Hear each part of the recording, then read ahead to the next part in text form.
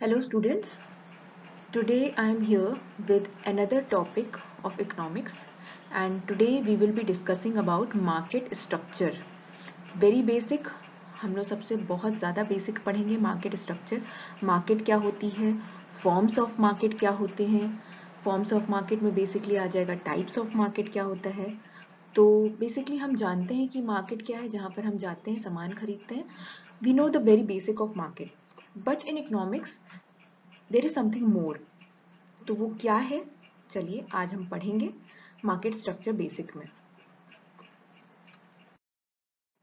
सबसे पहले हम समझते हैं कि मार्केट क्या है। मार्केट इज अ प्लेस, सबसे बड़ी बात है, a market is a place where parties can gather to facilitate the exchange of goods and services.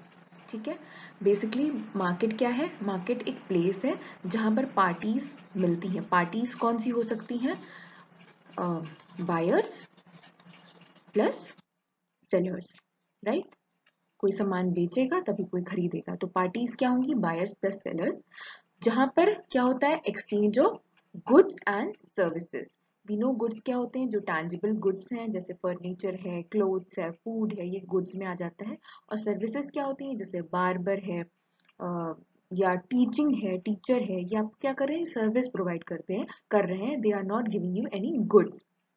Restaurant में आप जाते हैं, आपको वेटर जो सर्विस प्रोवाइड करता है वो क्या होती है, वो सर्विसेज में आती हैं। तो मार्केट बेसिकली क्या है, जहां पर एक प्लेस है जहां पर बायर्स और सेलर्स मिलेंगे और एक्सचेंज क्या करेंगे, गुड्स और services at a particular price. ठीक, ये इंपॉर्टेंट है, at a particular price. Basically ये लोग एक डील को स्ट्राइक करेंगे, ठीक, जो बायर्स और सेलर्स दोनों जहां पर कंफर्टेबल हैं, बायर्स उतना पे कर पा रहा है, सेलर्स को भी प्रॉफिट हो रहा है, उस प्राइस पर बेसिकली वो गुड्स एक्सचेंज होगा, तो ये मार्केट कहलाता है। मार्केट जहाँ पे फिजिकल मार्केट जो होती है, जैसे हम अभी जाते हैं फ्रूट्स खरीदते हैं, जहां से जाकर के फूड खरीदते हैं, खाना खरीदते हैं, ग्रोसरीज खरीदते हैं, वो हमारी क्या होगी, physical market. Physical market basically क्या हुई, जहां से आप नॉर्मल जाते हैं सामान खरीदते हैं। एक होता है ऑनलाइन, राइट। ऑनलाइन मार्केट भी होती है, ऑनलाइन ट्रांजैक्शंस भी होते हैं, जैसे क्या हो गया, अमेजोन। वर्चुअल मार्केट भी इसको बोलते हैं, क्या बोलते हैं, virtual market. Amazon, Flipkart, these are virtual market. Okay, चलिए आगे देखते हैं। Concept of market, basically market में क्या चीजें होती हैं, buyers, sellers, price, commodity, agreement. Basically buyers होंगे, वहां पर सेलर्स होंगे, एक प्राइस होगा जिसपे दोनों डील क्रैक करेंगे, कमोडिटी होगी जो दोनों बेचेंगे खरीदेंगे, और एक अग्रीमेंट होगा। ठीक, ये कॉन्सेप्ट में आता है मार्केट के। Next is factors affecting the market. Factors affecting market, अब मार्केट को कौन से फैक्टर्स हैं जो अफेक्ट करते हैं, बेसिकली ये आपको बताता है किस तरह से हम बात करेंगे कि कौन सी टाइप्स ऑफ मार्केट की हम बात कर रहे हैं। चलिए अभी हम आगे देखेंगे। पहला क्या है, number of buyers and sellers, कितने बायर्स हैं कितने सेलर्स हैं, इस पे डिपेंड करता है कि वो मार्केट किस तरह की है। नेचर ऑफ प्रोडक्ट, वो होमोजेनियस प्रोडक्ट है, होमोजेनियस प्रोडक्ट है या हेट्रोजेनस है, ये डिपेंड करता है कि वो मार्केट कैसी है, उस मार्केट में प्रोडक्ट किस तरह का मिल रहा है। होमोजेनस मतलब जहां पर सेम तरह के हर सेलर एक ही तरह के प्रोडक्ट बेच रहा है। हेट्रो क्या हो गया, जहां पर डिफरेंट तरह के प्रोडक्ट्स मिल रहे हैं। नॉलेज अबाउट मार्केट, उस मार्केट के बारे में सेलर्स को कितनी जानकारी है, कंज्यूमर कितने रैशनल हैं, कितनी नॉलेज है कंज्यूमर को उस प्राइस के बारे में कि वहां पर कैसी प्राइस चल रही है, और गुड्स के बारे में किस तरह की नॉलेज रखते हैं दोनों, उस पर बहुत डिपेंड करता है मार्केट। फ्रीडम ऑफ एंट्री और exit of the firm, basically जो फर्म है, फर्म जो सेलर्स हैं, उनकी फर्म में जो उनकी मार्केट, सॉरी मार्केट नहीं, जो उनका एक ग्रुप है, उसमें आपको किस तरह की फ्रीडम है, क्या हर आराम से सेलर्स को एंट्री है, कोई नया सेलर आ सकता है उस मार्केट में, या कोई पुराना सेलर है वो एग्जिट कर सकता है। इस बेसिस पर भी डिफाइन होता है कि टाइप ऑफ मार्केट क्या है। डिग्री ऑफ प्राइस इन्फ्लुएंस, कितनी तरह किस डिग्री पर कितना प्राइस को इन्फ्लुएंस कर पा रहा है सेलर या फिर बायर, इस पर डिपेंड करता है कि वो मार्केट टाइप क्या है। चलिए आगे देखते हैं। क्लासिफिकेशन ऑफ मार्केट, या हम ये कहें टाइप्स ऑफ मार्केट। ठीक, परफेक्ट कंपटीशन मार्केट एक होती है, सबसे पहली बात करते हैं हम लोग परफेक्ट कंपटीशन मार्केट। दूसरा है मोनोपोली, तीसरा है मोनोपोलिस्टिक कंपटीशन, चौथा है ओलिगोपोली। ये कुछ टाइप्स हैं, क्लासिफिकेशन है मार्केट की, जो हम इकोनॉमिक्स में पढ़ते हैं। परफेक्ट कंपटीशन एक एक करके हम सब समझेंगे। तो परफेक्ट कंपटीशन मार्केट जो होती है, बेसिकली ऐसा बोला जाता है कि ये एग्जिस्ट नहीं करती है हमारे वर्ल्ड में। ठीक, तो चलिए देखते हैं, एक एक करके हम लोग समझेंगे हर मार्केट के बारे में कि कौन सी मार्केट में कैसा कौन से फैक्टर्स इफेक्ट कर रहे हैं, कौन से प्रोडक्ट मिल रहे हैं, कितने सेलर्स हैं, क्या है वो हम एक एक करके जानेंगे। चलिए सबसे पहले जानते हैं मोनोपोली। मोनोपोली, मोनो मतलब होता है सिंगल, राइट, मोनो मतलब होता है सिंगल। मीनिंग क्या है, इट्स अ मार्केट स्ट्रक्चर, एक मार्केट स्ट्रक्चर है in which there exist only a single seller. अब यहाँ पर सेलर की बात हो रही है, मोनोपोली मतलब है यहाँ पर सेलर सिंगल है, ठीक है, बायर्स की बात नहीं हो रही है। मोनोपोली में सिंगल सेलर है of a product who is sole producer of the product, और वही वो प्रोडक्ट बना रहा है, वही सेल कर रहा है, which has no close substitute, basically उस प्रोडक्ट का कोई क्लोज सब्सटीट्यूट भी नहीं है। ठीक, तभी तभी वो सिंगल सेलर है। अगर उसका कोई उस प्रोडक्ट का कोई क्लोज सब्स्टिट्यूट हो जाएगा तो वो सिंगल सेलर नहीं कहलाएगा। सो मोनोपोली में समझने वाली बात मेन क्या है, एक सिंगल सेलर है, वो उसी का मालिक है, और he is not he does not have any close substitute. ठीक, चलिए इसमें समझते हैं फीचर्स के बारे में। मोनोपोली फीचर्स क्या है, सिंगल सेलर है। सिंगल सेलर का मतलब क्या होता है, भाई एक ही सेलर है, हमें पता है, चल गया है ये बात कि एक ही सेलर होगा मोनोपोली में। दूसरा क्या है, नो क्लोज सब्स्टिट्यूट, कोई क्लोज सब्स्टिट्यूट भी नहीं है इस प्रोडक्ट का होगा, जो भी वो सामान बेचेगा उसका क्या होगा, वो एक ही प्रोडक्ट होगा उसके पास, उसमें आपको कोई सब्स्टिट्यूट नहीं मिलेगा। जैसे टी और कॉफी एक तरह से सब्स्टिट्यूट प्रोडक्ट है, तो क्या हो रहा है, बेसिकली अगर आपको टी पसंद नहीं है तो आप कॉफी पे स्विच ओवर कर सकते हैं। बट यहाँ पर जो मोनोपोली में जो पर्सन है, जो सेलर है, वो ऐसा प्रोडक्ट बना रहा है कि आपको वही प्रोडक्ट खरीदना पड़ेगा, आपके पास कोई सब्स्टिट्यूट नहीं है। तीसरा है क्लोज एंट्री। क्लोज एंट्री का क्या मतलब होता है, भाई यहाँ पर एक ही सेलर है, मतलब दूसरा कोई सेलर, क्लोज एंट्री का मतलब है सेलर पॉइंट ऑफ व्यू से, सेलर कोई भी इस मार्केट स्ट्रक्चर में नया सेलर एंट्री नहीं ले सकता है। अब सीधी सी बात है, जब इसका फीचर ही सिंगल सेलर है, मतलब एक सेलर है, जब दूसरे की एंट्री हो जाएगी तो वो क्या बन जाएगा, दो सेलर बन जाएगा, और दो सेलर हो नहीं सकते क्योंकि because this is a monopoly market. तो यहाँ पर क्या है, क्लोज्ड एंट्री है, एक ही सेलर रहेगा। ठीक, चौथा क्या है, प्राइस मेकर। बेसिकली जो सेलर होता है he is a price maker. Seller is a price maker का क्या मतलब है, वो जो चाहेगा वो ही वो प्राइस फिक्स कर देगा। अब उसको आपको मानना पड़ेगा, क्यों भाई, क्योंकि आपको वो सामान खरीदना है, वो एक ही सेलर है और उसका कोई सब्स्टिट्यूट नहीं है। तो यहाँ पे क्या हो गया, seller is a price maker और वो फिक्स कर देता है price. Possibility of price discrimination, इसका मतलब क्या होता है, हो सकता है वो आपसे कोई दूसरी प्राइस चार्ज कर रहा हो सकता है, मान लेते हैं कि वो आपसे 100 रुपए मांग रहा हो और दूसरे से 85 रुपए ले, या हो सकता है तीसरे से 200 रुपए ले ले। तो यहाँ पर क्या है, पॉसिबिलिटी ऑफ प्राइस डिस्क्रिमिनेशन, क्योंकि भाई वो सोल सेलर है, वो खुद चाहे, वो जैसा चाहे प्राइस को फिक्स कर सकता है, और यहाँ पर डिफरेंसेस आपको प्राइस में मिल जाएंगे। ठीक, मोनोपोली का एग्जाम्पल हम समझ सकते हैं जहां पर एक सिंगल सेलर है। फॉर इंस्टेंस आप मान लीजिए कि जैसे गवर्नमेंट, फॉर एग्जाम्पल गवर्नमेंट जो हमारी है वो रेलवेज क्या कर रही है, रेलवे जो हमारा रेलवे है वो मान लेते हैं एक तरह से सेलर के तौर पर, and you are a ticket buyer. आपको अगर सर्विस लेनी है वो रेलवेज की, तो आपको टिकट परचेज करना पड़ेगा। अब ये जो रेलवे है, ये बेसिकली क्या है, ये हमारे पास एक ही है, इसका कोई सब्स्टिट्यूट नहीं है, right.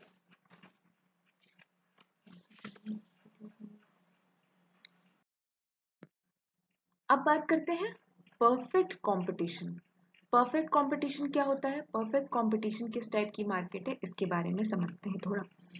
Meaning it's a market structure in which there are large number of producers firms producing a homogeneous product. अब होमोजेनस मैंने आपको ऑलरेडी बताया है, एक तरह का प्रोडक्ट, जो सिंपल सेम तरह के प्रोडक्ट्स होते हैं, बेसिकली इसको सब्स्टिट्यूट नहीं बोलेंगे, ये सेम तरह के प्रोडक्ट्स बेचते हैं, so that no individual firm can influence the price of the commodity.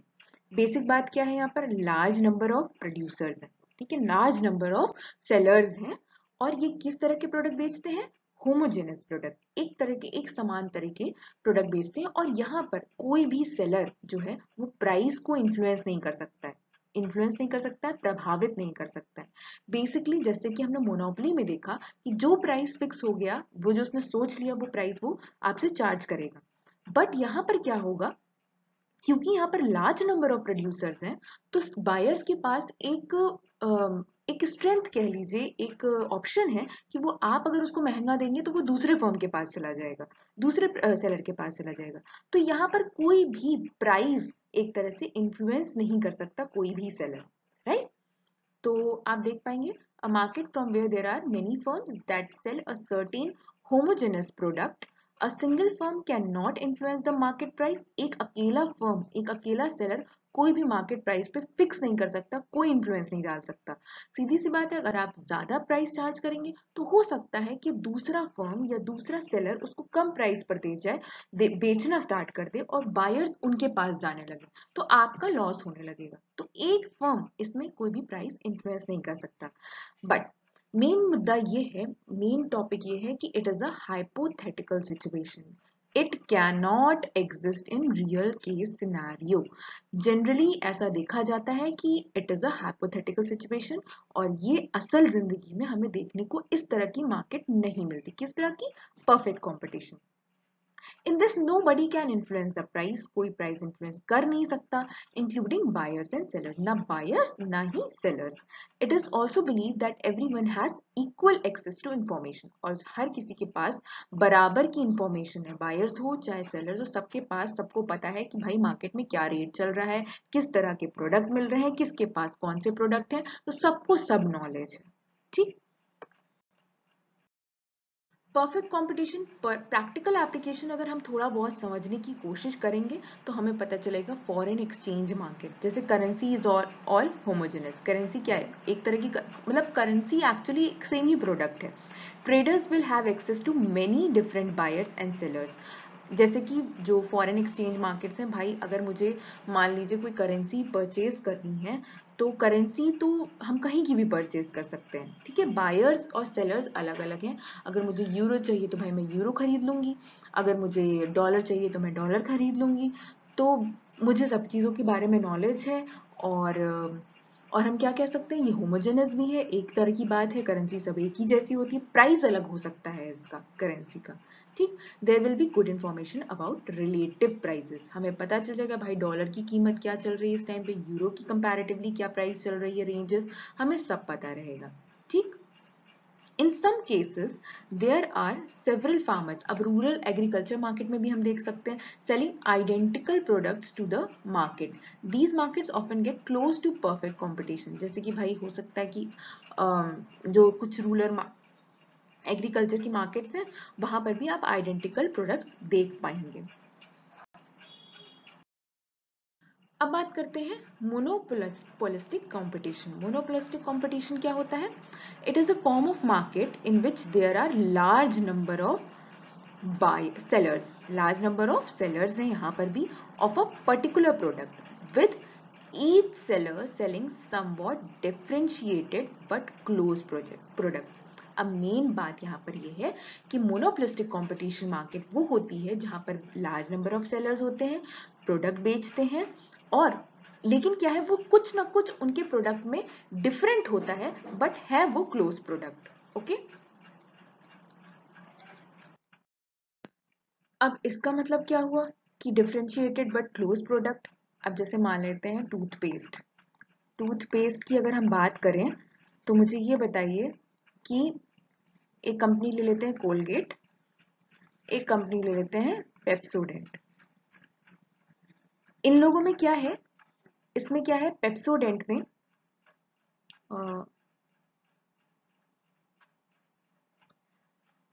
Pepsodent जो है वो हम, क्या आपको लगता है कि कोलगेट में जो है वो एग्जैक्टली पेप्सोडेंट में भी सेम चीज है? जो कोलगेट में सामान मिल रहा है, जो चीज वो दे रहे हैं, या चलिए एक एग्जांपल ले लेते हैं पतंजलि, और एक हम ले लेते हैं कोलगेट, और हम एक ले लेते हैं पेप्सोडेंट। ठीक, ये टूथपेस्ट की वो है, कंपनीज हैं। पतंजलि में आपको मिल जाएगा कुछ थोड़ा सा जैसे होता है ना, देसी चीजें मिल जाएंगी। कोलगेट में कुछ और चीजें हैं, पेप्सोडेंट में कुछ और चीजें। तो बेसिकली हो क्या रहा है यहाँ पर कि ये सारे प्रोडक्ट्स हैं तो सेम ही चीज, क्लोज प्रोडक्ट है टूथपेस्ट, सब एक ही टूथपेस्ट ही है, बट क्या सब में कुछ ना कुछ डिफरेंस है, कुछ ना कुछ इसमें आपको डिफरेंट मिल जाएगा। जैसे फॉर एग्जांपल और भी चीजें अगर हम देखें, शैम्पूज में ले लें, तो आप देखोगे किसी किसी शैम्पू में आपको मिल जाएगा कि भाई इसमें ऑर्गेनिक चीजें ज्यादा हैं, इसमें केमिकल ये वाली चीज नहीं है। तो ये सब क्या है, ये एक्चुअली है क्लोज प्रोडक्ट, बट कुछ ना कुछ सब में डिफरेंस मिल जाएगा। ये क्या हो जाएंगी, monopolistic competition market. Monopolistic competition में फीचर्स क्या होते हैं, large number of buyers and sellers हैं, ठीक, डिफरेंशिएटेड प्रोडक्ट्स हैं। डिफरेंशिएटेड आप समझ गए कि कैसे डिफरेंशिएटेड है, कुछ ना कुछ आपको डिफरेंस मिल जाएगा। फ्री एंट्री एंड एग्जिट है, इसमें फ्री एंट्री और एग्जिट क्या है कि अगर कोई चाहे, कोई सेलर चाहे तो भाई आज उसको प्रॉफिट नहीं हो रहा है, वो इस मार्केट से एग्जिट कर जाए।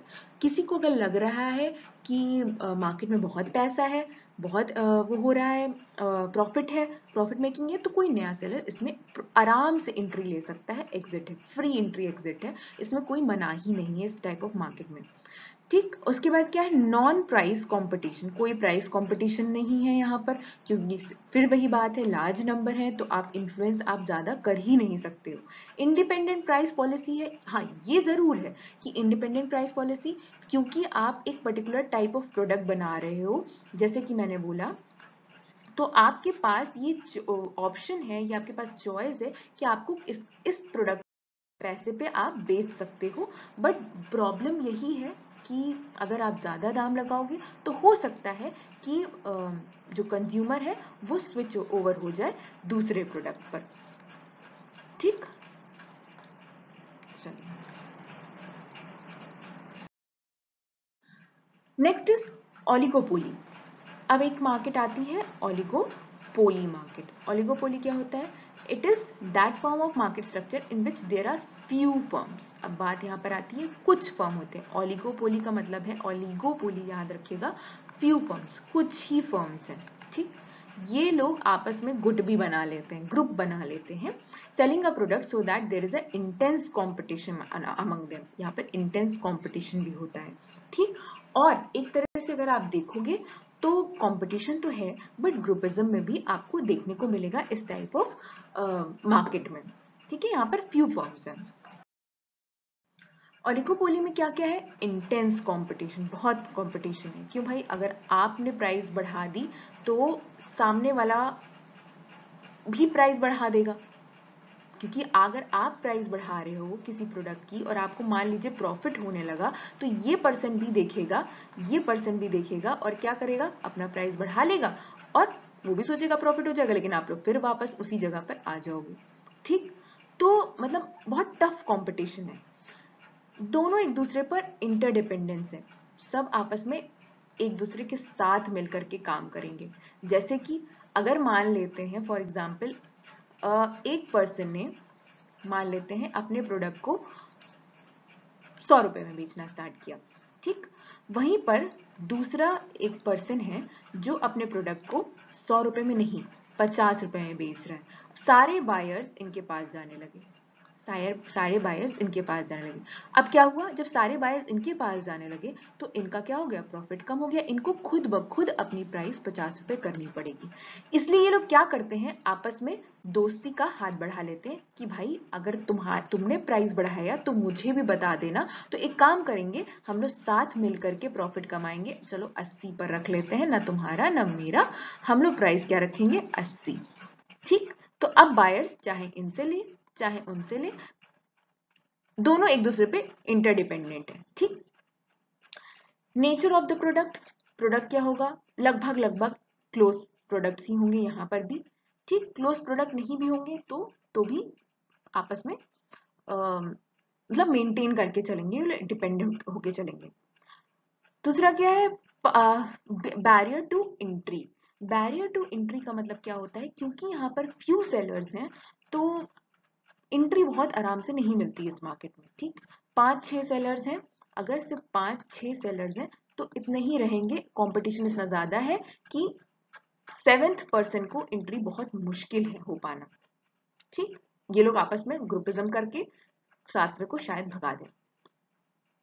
इंटर इनडिटर्मिनेट डिमांड कर्व, ये हम बात करेंगे नेक्स्ट उसमें वीडियो में, जब हम बात करेंगे इसके प्रॉफिट की, कर्व्स की और ग्राफ्स की। ठीक, तो thank you so much. I hope आपको ये टॉपिक बहुत आराम से अच्छे से समझ में आया होगा। तो मिलते हैं नेक्स्ट वीडियो में नेक्स्ट टॉपिक के साथ। Thank you so much.